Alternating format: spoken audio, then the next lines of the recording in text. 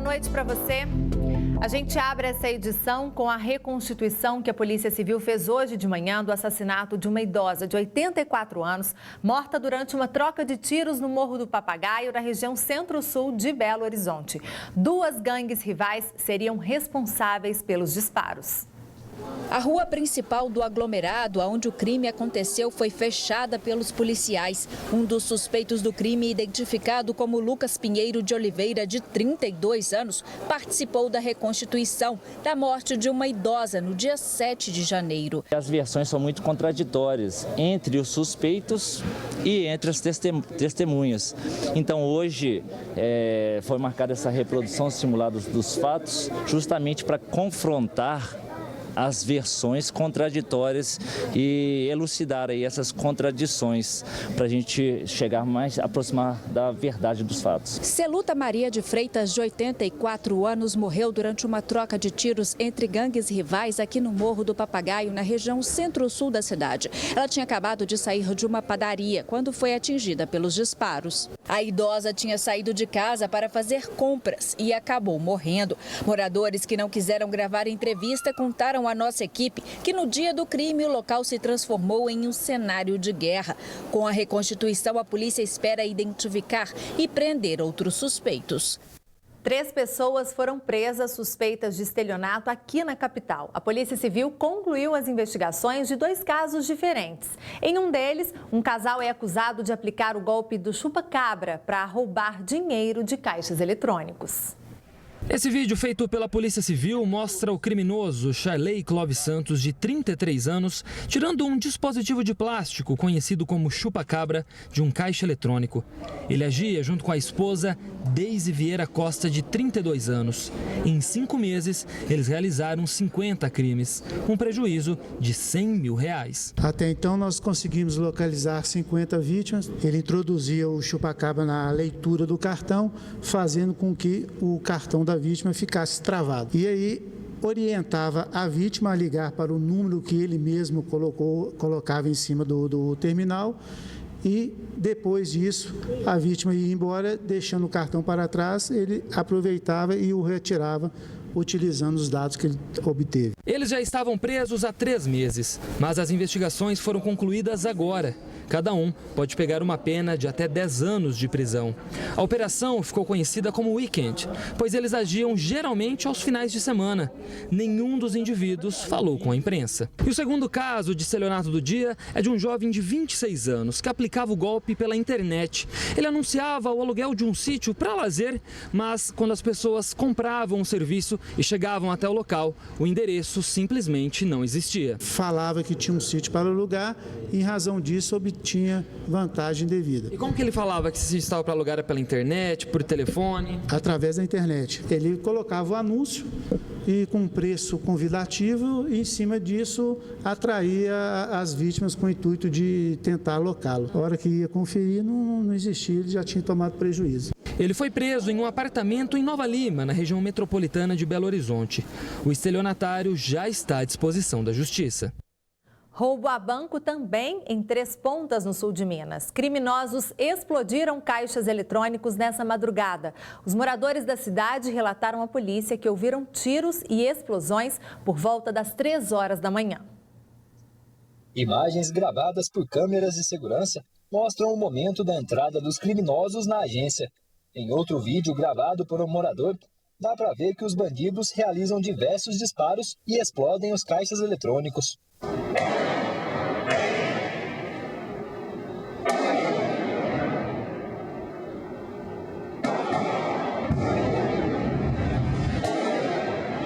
A explosão deixou vários caixas e a entrada da agência destruídos. A polícia encontrou diversas cápsulas de grosso calibre próximas à agência no centro de Três Pontas. Imagens ainda mostram o momento da fuga em um veículo que foi localizado pela polícia. Segundo a Polícia Militar, pelo menos 8 pessoas armadas participaram da ação. A quantia levada pelos criminosos não foi informada. Apesar do grande número de disparos, ninguém se feriu. A polícia continua procurando suspeitos.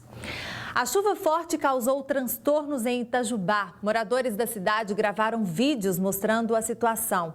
Quem mostra isso pra gente agora é o repórter Igor Calian. Ô Igor, boa noite para você. Várias ruas ficaram completamente alagadas, né?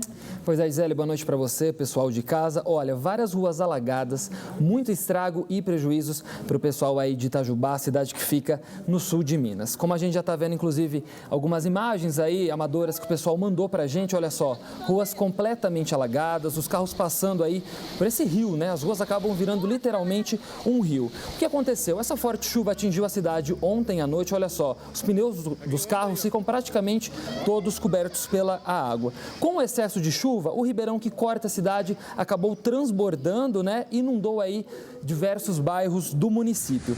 Galhos e troncos de árvore ficaram espalhadas também pelas avenidas e algumas ruas ficaram cheias de lama. A gente pode até ver a cor da água aí nessas imagens. E também há ocorrências de queda de postes de energia elétrica. Então, muita gente, muitos moradores de Itajubá sofreram com a falta de energia elétrica durante toda a noite. Realmente, essas imagens impressionam a quantidade de água no meio da rua. Segundo a prefeitura, a limpeza dessas ruas serão realizadas somente amanhã, porque hoje a situação ainda era muito crítica, não tinha como começar esse trabalho de limpeza. Então, Gisele, só a partir de amanhã que a prefeitura vai conseguir, então, aí em Itajubá, realizar todo esse trabalho de limpeza das ruas. E a gente fica aí com essas imagens realmente que impressionam bastante. Impressionantes, né, Igor? Isso é o pessoal filmando aí, né? Provavelmente foi de madrugada, o pessoal acorda, né, com a força da água, com barulho. As imagens realmente impressionam, né? Realmente, situação bem complicada, né? Muita chuva, acabou transbordando o rio e aí a gente viu o resultado disso tudo.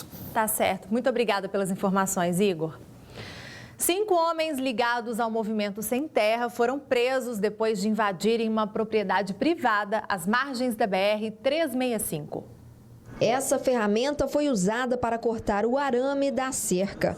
Outros objetos também foram apreendidos e 2 bandeiras do Movimento Brasileiro Sem Terra e Teto. O representante da empresa, que é proprietária do local, esteve aqui pela manhã e encontrou estes homens invadindo a área. Ele chegou a ser vítima de extorsão. Os homens pediram uma quantia de R$40 mil para desocuparem o local e ainda chegaram a dizer que 9 ônibus estariam chegando com famílias que ficariam assentadas aqui. Estes 5 homens foram presos. Um deles disse que foi convidado a vir para cá, mas os planos de ficar por aqui não deram certo. Quem que convidou o senhor? Eu vim convidado por uma menina aí. E ele convidado por outras pessoas, né? Mas essas pessoas que convidam vocês são donas do local ou não? Não, são outros tipos de pessoas. Vocês chegaram hoje aqui? Ontem à noite. Ontem à noite vocês já dormiram aqui? Como é que foi? Foi 1h mais ou menos, 1h da manhã. Entendi. Aí a ideia era conseguir ficar nesse local. Mas infelizmente, como diz o outro. A propriedade fica às margens da BR-365, próximo ao quilômetro 643, na saída para Ituiutaba. A propriedade estava sendo preparada para a construção de um posto de combustíveis. A equipe de polícia civil aqui da Delegacia do Meio Ambiente estava em um local almoçando e foi procurado por 2 vítimas que relataram que aproximadamente 5 pessoas haviam invadido um terreno que pertence a eles e, mediante ameaça, estavam exigindo R$40 mil para abandonarem o local. Eu notifiquei o Serviço de Inteligência da Polícia Civil, que realizou os levantamentos necessários e conseguiu prender em flagrante 5 pessoas. Este carro também foi apreendido. O veículo foi utilizado para trazer os utensílios deles. A polícia investiga ainda a participação de uma outra pessoa que teria coordenado a ação. Estudantes continuam com dificuldades para se inscreverem no SISU. A gente mostra essa situação já depois do intervalo. E ainda, protesto contra buracos. Moradores de Poços de Caldas, no sul do estado, encontraram uma maneira criativa para tentar acabar com essas crateras aí na cidade. A gente volta já. Moradores de Poços de Caldas, no sul de Minas, resolveram protestar de uma forma criativa para chamar a atenção das autoridades. Eles reclamam do grande volume de buracos na cidade. Rua das Azaleias, mas pode chamar de Rua Buracos a Jato, Buracolândia ou futura Remendópolis. Pelo menos é assim que os moradores batizaram essa via no bairro Caio Junqueira, em Poços de Caldas. Devido à grande quantidade de buracos que tomaram a pista, a população resolveu dar os novos nomes como forma de protesto. Tá brabo mesmo, fizeram muito mal feito o asfalto, tem muito fininho, não aguenta, tá desburacando tudo. Passa aí, estraga pneu, estraga a roda do carro, tá feio, viu? 1, 2, 3, 4, em poucos metros de asfalto é possível contar diversos buracos, mas por aqui não é só o número que chama a atenção, o tamanho também. Tem buraco que chega a quase 1 metro de diâmetro. Além dos buracos, recortes no asfalto para obras e que não foram reparados também causam transtornos. Tanto que andar de carro por aqui se tornou uma tarefa complicada. Você passa e quebra mola, estraga pneu, mas tomar providência para nós aí, nós estamos precisando, viu? Urgentemente. Jean conta que a situação na rua já dura vários meses.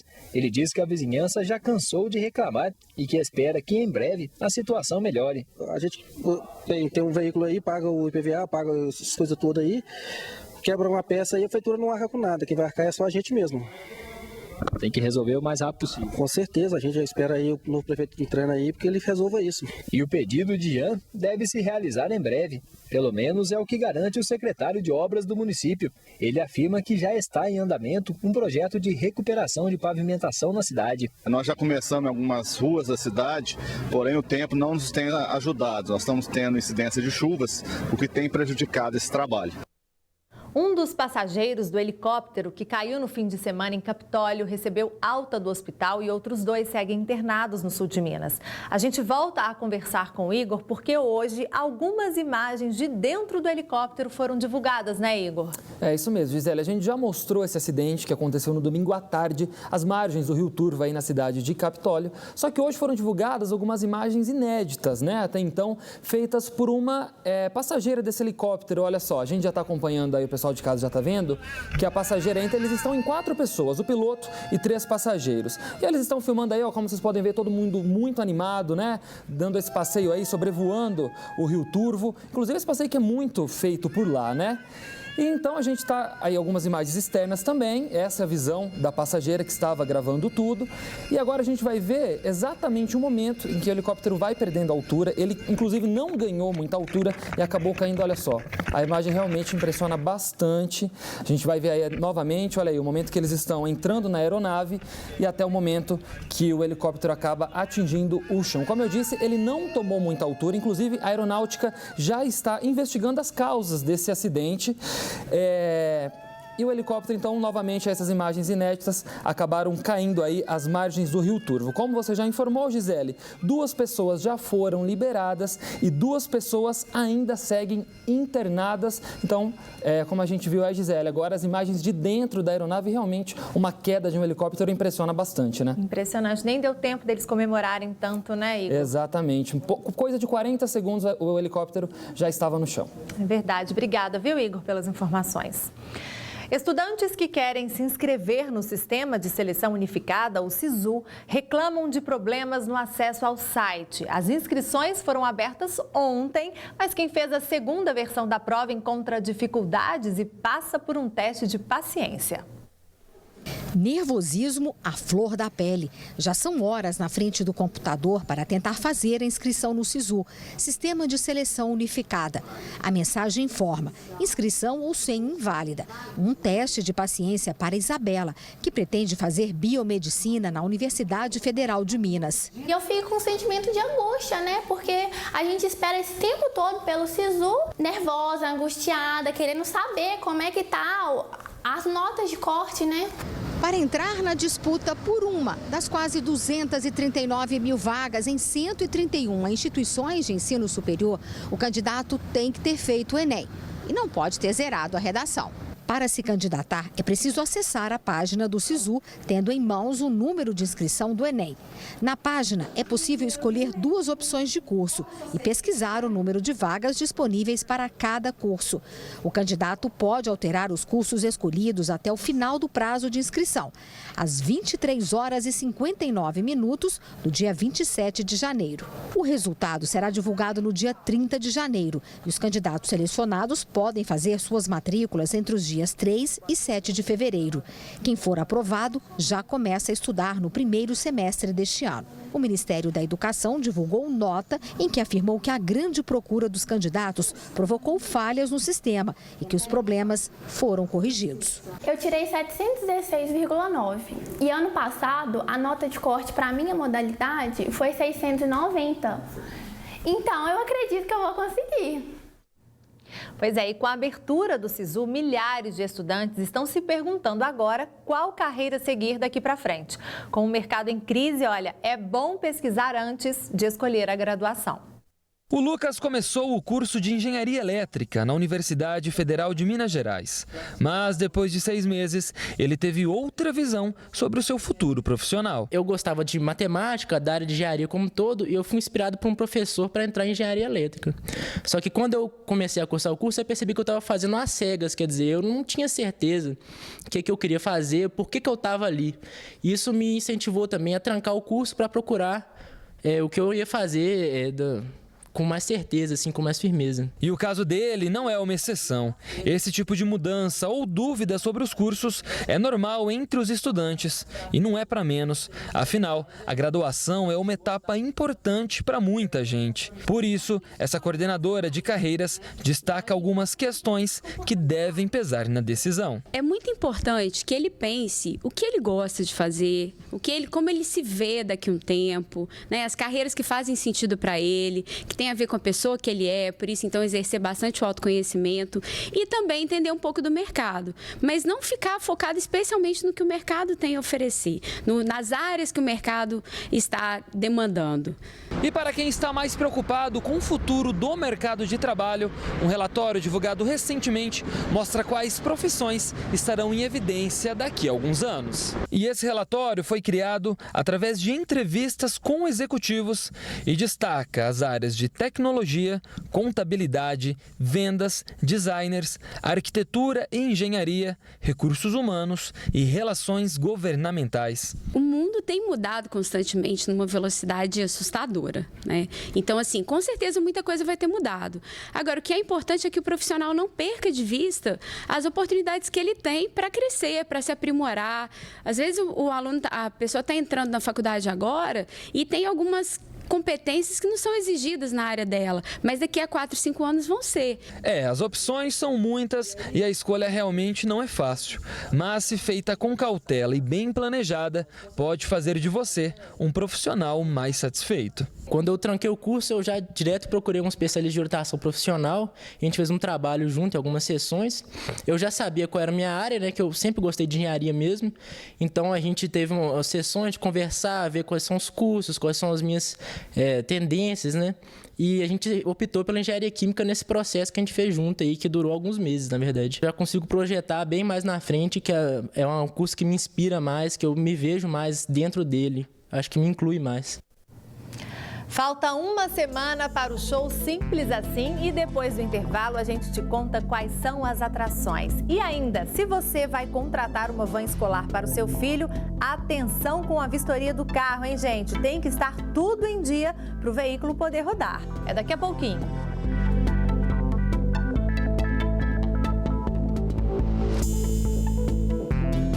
Estamos de volta com os números atualizados da febre amarela. Há pouco, a Secretaria de Estado de Saúde informou que, até o momento, foram notificados 485 casos suspeitos da doença, sendo que desses, 19 já foram descartados e 69 são casos confirmados. Em relação às mortes, são 96 óbitos suspeitos.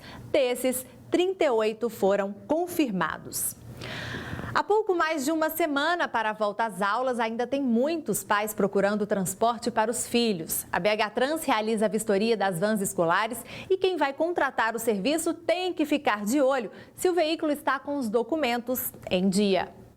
Eduardo preza pela segurança de seus passageiros, por isso não perdeu tempo e antes das aulas começarem, o carro dele já passou pela vistoria. O carro está sendo vistoriado pela BH Trans, os pais podem ter certeza que o carro está bem, os pneus estão novos. A BH Trans, que gerencia o transporte escolar na capital, realiza durante todo o ano a vistoria detalhada dos veículos, para que o serviço seja prestado com segurança à população. São verificadas nessa vistoria se aquele veículo está em condições de prestar o serviço com segurança, ou seja, se os sistemas de freio, direção, transmissão, pneus, tudo isso está em boas condições e para poder garantir que aquele veículo vai transportar as crianças de uma forma segura. Durante a vistoria, são avaliados cerca de 350 itens, da parte mecânica, elétrica, conservação do veículo, padronização visual. Mas a parte de segurança é a mais enfatizada na inspeção dos veículos.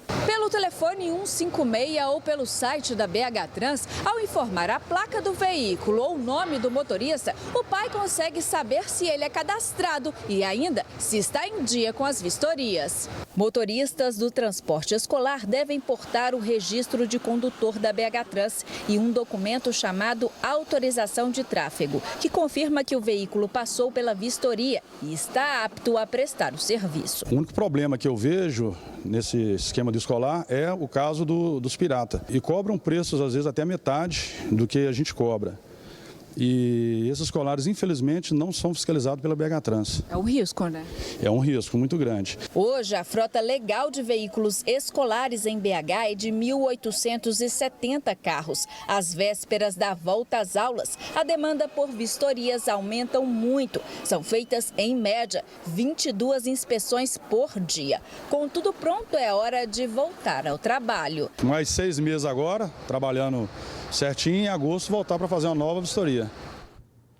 Em Poços de Caldas, 3 aposentados mudaram a cara de um bairro, dando vida a um local abandonado. Um verdadeiro pomar no meio da cidade. Mas antes não era bem assim. O terreno em que hoje estão todas essas plantas, antes era um lugar de lixo, entulhos e muito mato. Mas a boa vontade e o trabalho desses senhores mudaram completamente a paisagem. Há 3 meses, eles passaram a cultivar a área. De lá para cá, a ideia só foi crescendo. Eu vou ser um futuro morador que estou construindo aqui atrás. Então, chamei o seu Zé, o seu Luiz, nós estamos cuidando. Estamos plantando de tudo aqui. E fazer uma horta aí, tu vai precisar ter coragem, ter vontade também. Nós temos coragem, mas vontade também nós temos. Mas o negócio é a saúde, né? A gente não pode forçar muito. Então tem que ir devagarzinho, mas vamos levando. Com autorização da Secretaria de Serviços Públicos, os senhores cultivam aqui milho, abóbora, pepino e até batata doce. Mas além da preocupação com a natureza, eles se preocupam ainda com os animais.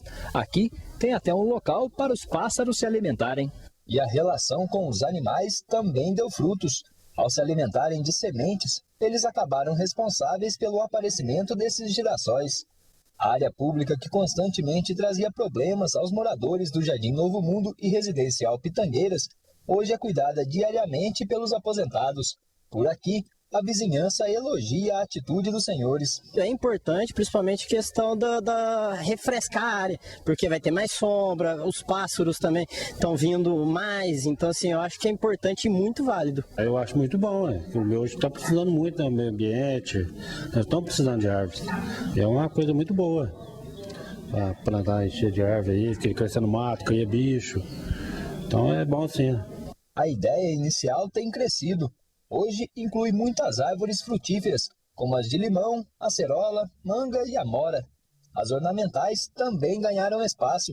Olha esse ipê, bem característico da cidade. No que depender dos responsáveis, a ideia pode se expandir ainda mais. Seu José até se dispõe a dar uma aulinha aos interessados, para que, assim como aqui, outras regiões da cidade possam se beneficiar dos atrativos da natureza. A gente compra semente aí nas casas especializadas em semente e adubo, que tem que pôr e plantando. Certas coisas a gente tem que plantar mais longe, porque a abóbora, por exemplo, ela lastra, né? Não tem jeito de misturar com ela. E vai dando uns pouquinhos, igual vocês estão vendo aí. e nós vamos levando. E depois nós vamos passar para a parte de cima também. A ideia é a gente reflorestar lá também. Já tem algumas coisas plantadas lá, que a Angélica, filha do seu Zé, plantou. E nós vamos plantar mais, se Deus quiser. Padre Fábio de Mello, Fernanda Takai e Samuel Rosa sobem ao palco do Palácio das Artes para lembrarem da importância de fazer o bem. Daqui a uma semana, os músicos vão cantar no show beneficente Simples Assim, realizado pelo Grupo Bandeirantes Minas, em parceria com Luiz Sternick, que terá renda revertida para 2 instituições da capital, o Salão do Encontro e também a Associação Arte pela Paz. Os ingressos para a apresentação já estão à venda na bilheteria do Palácio das Artes e também pelo site ingressorapido.com.br e custam a partir de R$100 a inteira. O evento é no próximo dia 1º de fevereiro, às 8h30 da noite. O show promete, hein, gente? Uma ótima noite para vocês. Até amanhã.